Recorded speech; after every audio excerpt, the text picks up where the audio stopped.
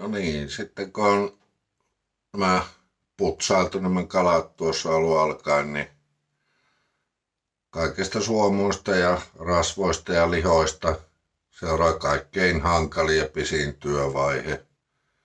Eli nahkojen peseminen. Se on todella aikaa vievä homma. Eli tarvitaan 2 ämpäriä. Toisessa on faarivettä ja toisessa vaan ihan puhasta huuhteluvettä. Ja ei kun tiskailemaan.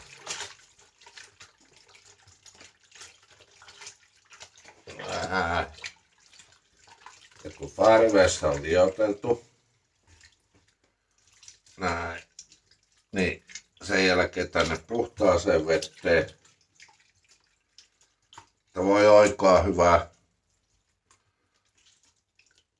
Noin.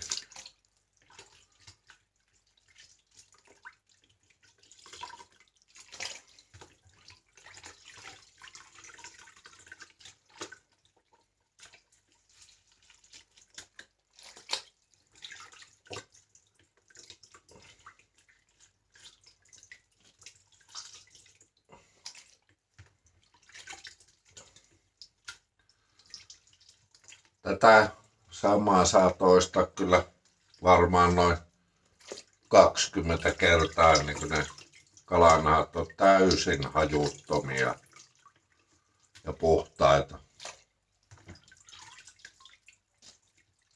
Tämä on todella aikaa vievä homma. Ja kun ne on taas täällä puhtaassa huuhteluvedessä, niin ei muuta kuin vaihdetaan faarivesi uuteen puhtaaseen faariveteen ja hommaa jatketaan, kunnes ne on ja aidosti hajuttomia.